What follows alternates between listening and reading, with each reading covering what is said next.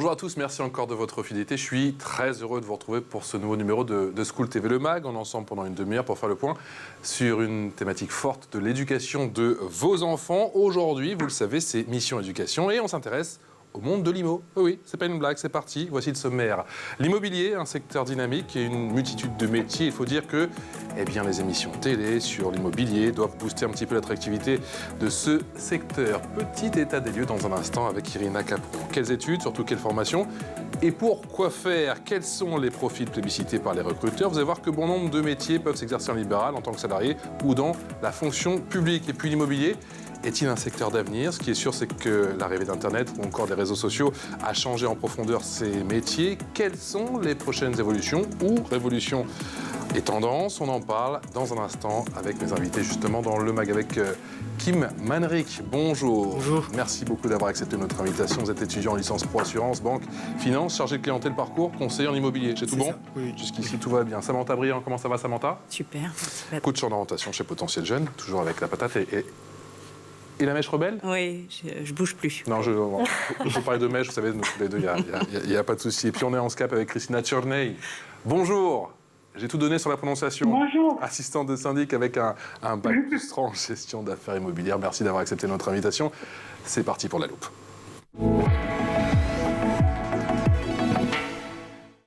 C'est parfaite. Salut Irina. Bonjour Patrice, ça va? Ça va super bien. Quand on parle de la filière de l'immobilier, Irina, on pense tout de suite à agent immobilier, mais il existe bien d'autres métiers. Et effectivement, les métiers de l'immobilier sont très variés. Plus de 330 000 personnes travaillent dans ce secteur et ils ne sont pas tous agents immobiliers. Les professions immobilières interviennent dans des domaines tels que la location, la vente, la construction, l'habitat et la gestion d'immeubles neufs ou anciens. Et ces différentes activités peuvent s'exercer dans la fonction, dans le secteur privé ou public. Les différents métiers sont répartis en 5 catégories, c'est ça? Oui, 5 catégories, ça fait beaucoup. Alors, il y a celle que tout le monde connaît, celle de la gestion, transaction et syndic, qui réunit donc les agents immobiliers, les négociateurs, les mandataires, les gestionnaires de galeries marchandes, les gestionnaires de patrimoine immobilier ou encore les administrateurs ou encore les gestionnaires de copropriété ou syndic d'immeubles. La deuxième catégorie comprend les conseillers en immobilier d'entreprise et commerciale et les conseillers en immobilier d'habitat résidentiel. Et ensuite, il y a la catégorie gestion immobilière, donc avec conseiller en immobilier d'entreprise, responsable d'affaires, gestionnaire de parc immobilier, facility manager ou encore portfolio manager. On a fini ou il en reste encore? Il y a encore 2 catégories, Patrice. Celle de la promotion immobilière, donc avec directeur de programme immobilier, responsable de programme immobilier, responsable d'aménagement foncier ou encore prospecteur foncier, je vais y arriver. Et la dernière catégorie concerne la finance immobilière, donc chargé d'affaires en financement d'immobilier d'entreprise, broker en immobilier ou encore asset manager, bref, des milliers de métiers. Magnifique, quel souffle. Quelles sont les qualités nécessaires pour travailler dans l'immobilier? Alors, il faut absolument avoir la fibre commerciale et le sens du relationnel. Après, c'est à vous de déterminer si vous préférez travailler dans le marché des entreprises ou des particuliers, dans le logement privé ou social, si vous êtes plutôt nomade ou sédentaire ou si vous aimez les mathématiques financières. Et alors, quelles sont les formations? J'adore ça. Quelles sont les formations pour accéder à tous ces métiers justement dans l'immobilier? Alors, les métiers de l'immobilier regroupent de nombreuses compétences commerciales, vente, droit, juridique, gestion, management. Donc, ces formations sont accessibles post-bac avec un niveau bac plus 2 à bac plus 5. Il y a le BTS profession immobilière, le BTS comptabilité gestion, BTS négociation et digitalisation de la relation client, BTS notariat. Il y a également le BUT carrière juridique et une quarantaine de licences professionnelles offrent des parcours en gestion, transaction et commercialisation de biens immobiliers ou métiers du droit immobilier. Et il y a également les masters jusqu'au bac plus 5 qui permettent de se spécialiser, par exemple, en droit des opérations immobilières ou encore en management de l'immobilier. Merci beaucoup, ma chère Irina. On l'a compris, un vaste panorama. Exactement. On va creuser tout ça. C'est parti pour l'expression orale.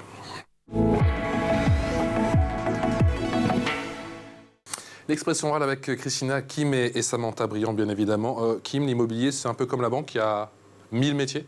Oui, tout à fait.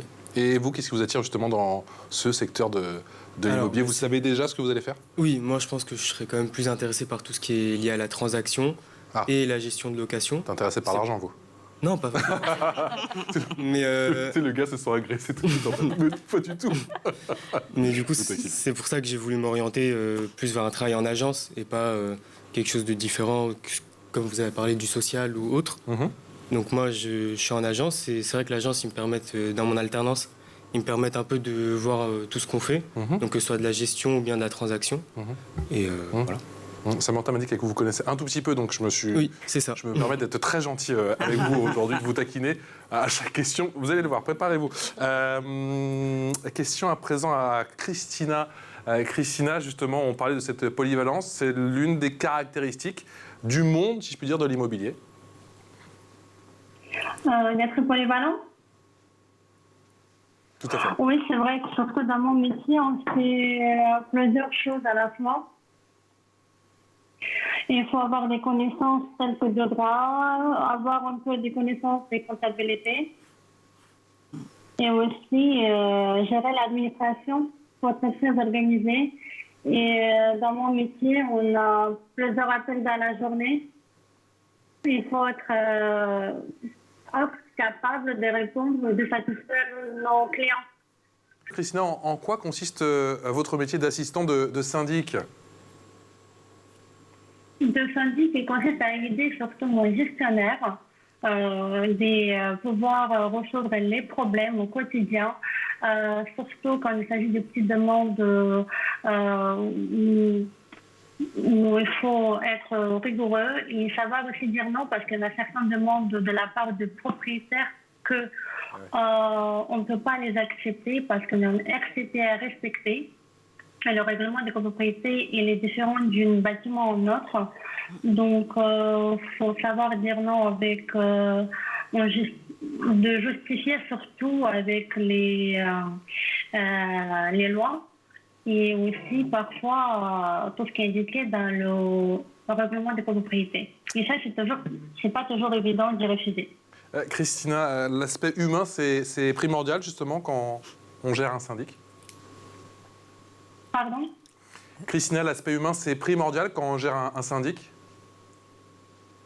Oui, c'est important. C'est primordial ? On peut le dire.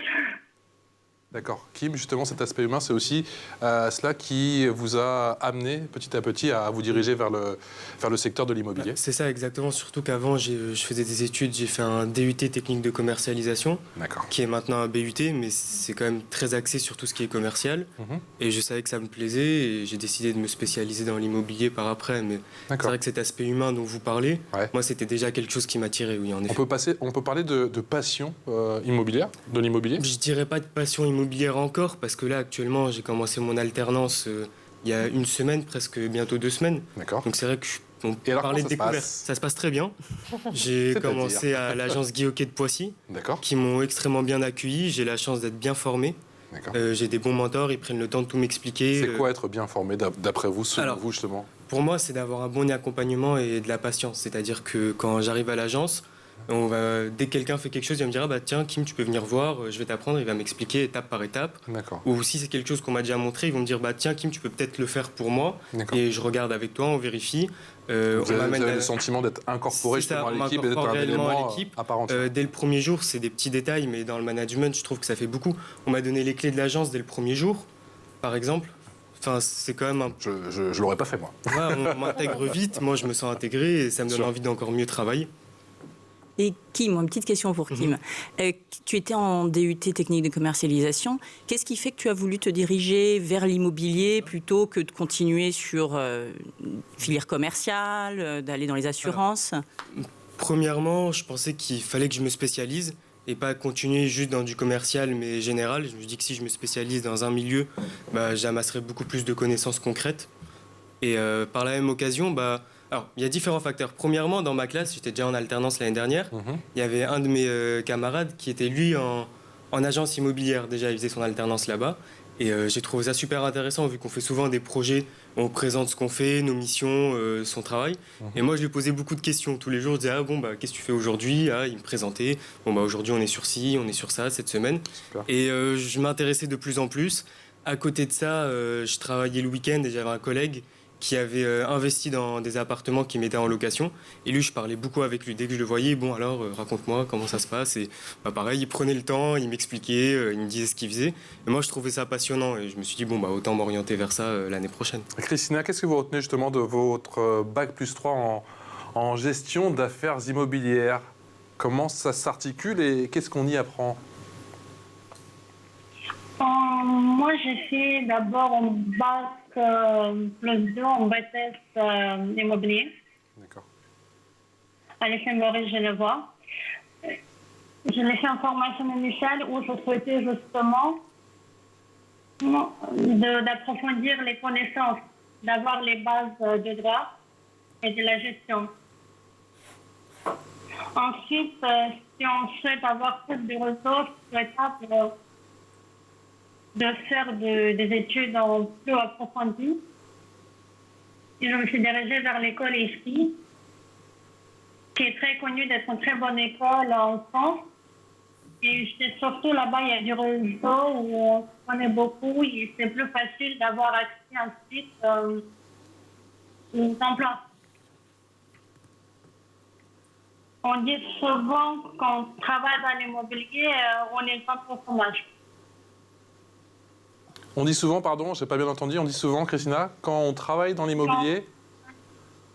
On n'est jamais au chômage parce qu'il y a d'emplois pour tout le monde. Christina disait effectivement, Kim, que...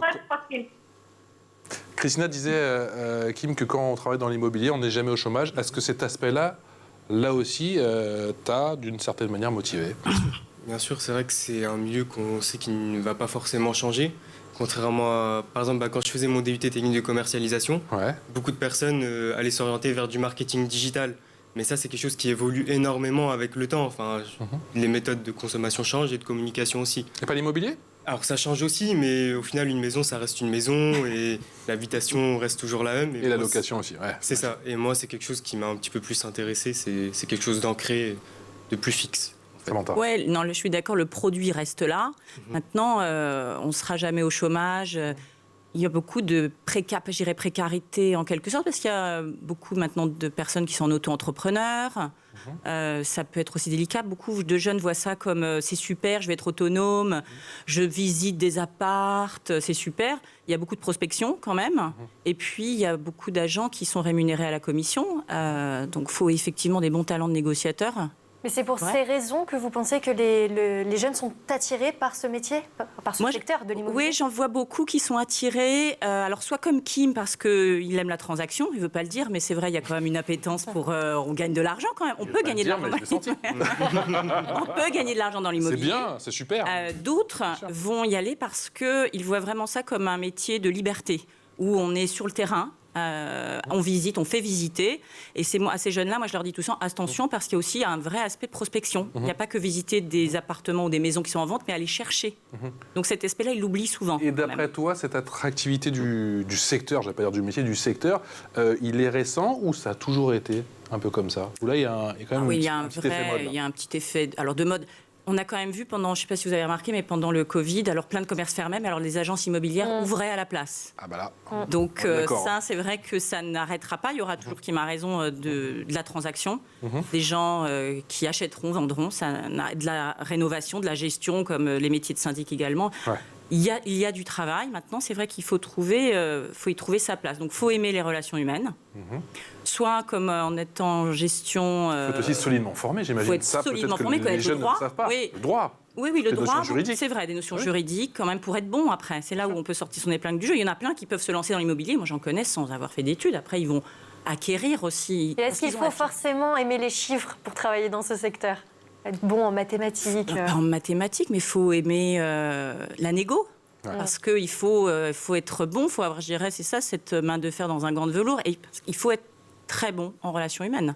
La négociation, justement, Kim, et surtout Christina, ça s'apprend ou quelque part, c'est où on l'a ou on l'a pas, c'est inné? Si je parle pour ma part, on peut se forcer. Mais on ne reste pas longtemps, ça n'est pas ça. Donc, finalement, il y a beaucoup de branches, on va dire ça comme ça, on peut se retrouver. Moi, par exemple, je c'est pas les transactions. Donc, j'ai choisi d'être dans une vidéo, toujours quasiment les mêmes contacts. Je n'ai pas le besoin de déposer. Je pense Christina s'est dirigée vers le syndic. J'imagine qu'elle disait qu'elle n'aimait pas trop la négo, c'était plus. Mais en même temps, tout à l'heure, vous disiez que vous aviez quand même beaucoup à dire non à des propriétaires. Donc c'est là-dessus, c'est d'autres talents de négociation, je dirais. C'est pas de la gestion, c'est de la gestion d'argent aussi. On doit dire non, le budget, c'est je dois être fair, mais je dois être sympathique, je dois être accueillante. Ça aussi, c'est une facette intéressante et incontournable des syndics. Qu'est-ce qui fait un bon négociateur? Alors, ça, je ne saurais pas vous le dire encore, malheureusement. Mais pour répondre à votre question antérieure, ce que je peux vous dire, c'est que, de mon point de vue personnel, c'est que ça s'apprend. C'est pas quelque chose qu'on a deviné. D'accord. Il y a des techniques. Il y a des techniques à apprendre. Il y a tout, exactement. Je suis arrivé dans mon DUT, on m'a fait lire énormément de livres. On avait des cours exprès pour la négociation.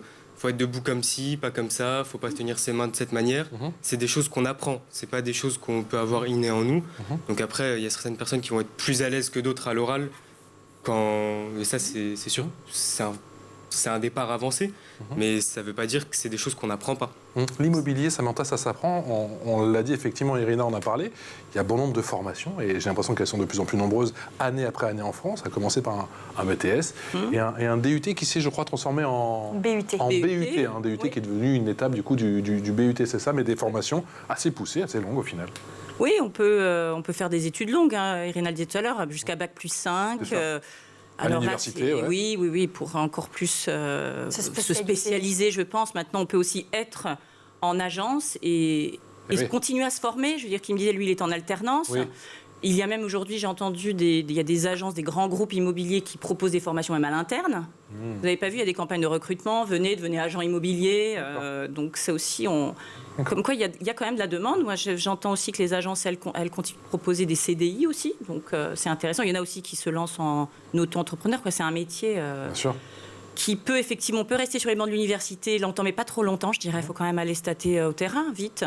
Justement, c'est quoi la plus-value, Kim, de l'alternance ? C'est d'apprendre, c'est vraiment de mettre en comparaison ce qu'on apprend de manière théorique et de faire tout de suite après quand on va au travail, en fait, tout simplement. Là, moi, j'ai pas encore commencé l'école, comme je vous disais, donc c'est pour ça que je vous parle plus de mon DUT que de ma formation en immobilier. Ouais.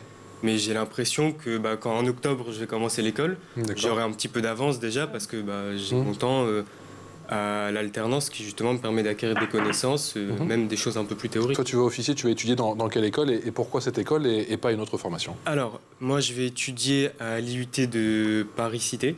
Et c'est l'IUT Paris-Rive-de-Seine, c'est dans le 16e. Et cette licence pro, c'est la première année qu'elle va exister. Et elle est faite en partenariat avec Habitat Formation, qui est un CFA qui est spécialisé dans l'immobilier. Et moi, c'est ça qui m'a attiré dans cette formation parce que il y a beaucoup de CFA des fois qui vont être amenés à gérer les alternances des élèves. Et c'est des CFA qui gèrent énormément de professions différentes, énormément d'élèves différents. Là, c'est un CFA, la première chose qu'ils nous ont dit, nous, on a un BTS et une licence pro, que de l'immobilier, et c'est tout. Et en plus de ça, ils sont en partenariat avec la Chambre des propriétaires de Paris. Donc c'était quelque chose de très sérieux et moi ça m'a tout de suite attiré. Oui, c'est vrai que Kim a raison, c'est un CFA qui est spécialisé tout de suite, c'est un gage de sérieux parce qu'on sait qu'ils vont avoir un bon réseau d'entreprises avec lesquelles faire travailler les étudiants et c'est essentiel. Donc, quand on veut aujourd'hui justement faire des études dans l'immobilier, ça impacte, si je puis dire, ça a des conséquences sur le nouveau bac. Il faut choisir, pourquoi pas, comment on appelle, des disciplines, des options qui sont en rapport, c'est ça non, avant, non. Avant, non. Et maintenant au lycée, c'est ça en fait. Est-ce qu'il faut choisir au lycée déjà des spécialités? Alors, il faut éviter de venir de spécialité bio par exemple, je dirais, logiquement. C'est d'être un peu cohérent. C'est surtout des personnes qui ont fait SES, des spécialités quand même économiques, des maths, pourquoi pas, voilà. Pas d'obligation. Dans quelle mesure tu as le sentiment, toi, Kim, que justement Internet, les réseaux sociaux, effectivement, toute cette ère numérique est en train de transformer le métier? Ce qui t'a aussi peut-être permis d'avoir toutes les informations, toi. Là, je ne saurais pas réellement vous répondre. C'est vrai que l'agence Souchion ne communique pas réellement avec les réseaux sociaux. J'imagine que pendant mes cours, on va sûrement nous en parler dans des cours de communication. Mais là, tout de suite, honnêtement, je ne sais pas. Et la télé, est-ce qu'il y a un effet Stéphane Plaza, pour ne pas le citer? Ça, je pense Ou pas du tout? J'imagine qu'il a dû en avoir, oui. Mais pas pour toi? Moins. Non? Moins. Et ça devient d'où, du coup?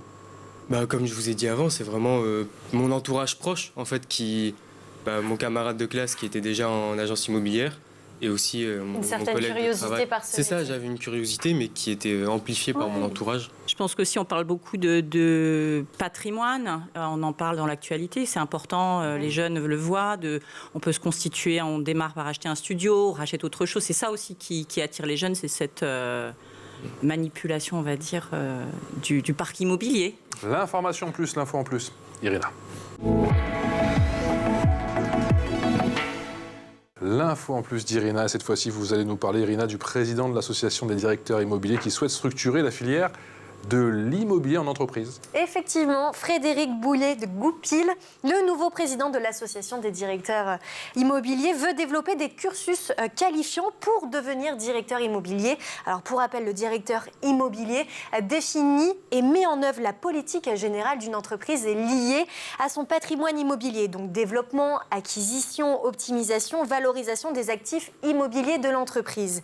Les diplômes requis sont de niveau Bac+5 comme Master 2 en droit immobilier, aménagement, management de l'immobilier en urbanisme.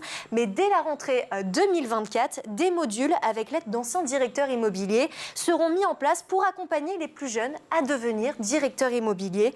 L'objectif, c'est d'avoir une formation accélérée pour acquérir certaines compétences, comme par exemple le fonctionnement de son entreprise, évaluer son patrimoine immobilier, conduire un projet, être en capacité de négocier avec les promoteurs immobiliers. Kim, d'après vous, quels sont les profils les plus plébiscités par les recruteurs? Je dirais que c'est quand même des gens qui présentent bien, qui sont à l'aise, pas forcément les personnes qui sont timides. Nous, on le voit à l'agence quand il y a souvent des personnes qui vont venir postuler. Et en effet, après, on en discute et souvent, ce qui revient, c'est leur manière de parler avec tout le monde. Est-ce qu'ils ont été plus fermés? Il y en a qui viennent, qui n'enlèvent pas leurs écouteurs. Donc on en revient à l'humain, on en revient au contact. C'est ça, Ah oui. le contact humain, très Et puis un minimum d'éducation, quand même. Oui, de c'est ça. savoir faire, de savoir vivre. Il faut le comprendre aussi, quand on sort du bac, c'est des choses qu'on ne nous a pas forcément appris. Ouais. En fait, donc ça, c'est vrai qu'en fonction de l'encadrement, on nous dit, cherchez une alternance. Si on ne sait pas ces petits détails, et c'est ces petits détails qui font la différence, quoi. C'est vrai qu'on forme de plus en plus au savoir-être aussi. À l'université, ça serait bien de le faire. C'est ça, légèrement avant. C'est vrai. Christina, d'après vous, quels sont les profils les plus recherchés dans votre secteur? Les profils, c'est surtout de se présenter correctement. C'est ça. Surtout si on postule pour la transaction. On représente la vitrine de l'agence. C'est ça. Donc de savoir communiquer, de savoir se présenter. C'est primordial. La gestion du stress aussi, je pense en syndic. Je ne sais pas, j'y pense comme ça. Oui, du stress au syndic? À peine. Non, surtout peut-être de l'incivilité de certains propriétaires, peut-être. Comme on le voit en réunion de copro. Oui, mais c'est comme un caméléon. Caméléon. Quel est justement le quotidien et peut-être la pression, justement, quand on gère un syndic comme le vôtre? Samantha faisait allusion justement à ses propriétaires. Et pourquoi pas aussi, effectivement, dans une moindre mesure, à ses locataires. Pourquoi pas aussi au notaire. C'est une mini-société? Là, c'est une société familiale. Pardon, je veux dire, une mini-société, je veux dire, c'est comme au travail. C'est une mini-société où il faut gérer les humeurs des uns et des autres. En fait, moi, on a un portefeuille. Moi, j'ai 60 portefeuilles en binôme avec mon gestionnaire. D'accord. Immeuble, pardon. Et du coup, nous, on a différents clients. On communique surtout avec le conseil syndical. C'est eux, en fait, qui nous transfèrent les informations, les problèmes plus importants dans la résidence. Et ensuite, il y a des petits problèmes du quotidien, où il y a des sites en base qui ne fonctionnent plus, etc., qu'il faut gérer dans le temps. Moi, j'ai des souvenirs de conseils syndicaux, mon Dieu.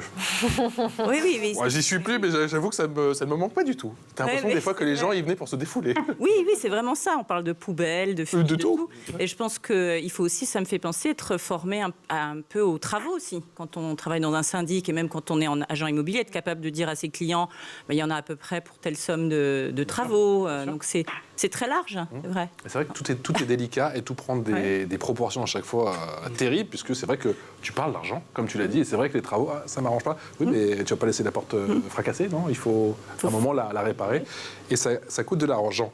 Je sais que tu es au début, au final de tes études, mais si tu avais un conseil à donner aux gens qui souhaitent se lancer dans l'immobilier, aux futurs bacheliers, qui se disent, tiens, ça me dit bien l'immobilier, je vois la télé, je me suis un peu renseigné, j'ai fait un ou deux salons, mais je ne suis pas encore sûr. Comment tu les convaincrais, toi? Si après avoir peut-être vu la télé, fait quelques salons, ils sont toujours pas convaincus, essayez de vraiment parler avec quelqu'un qui le fait.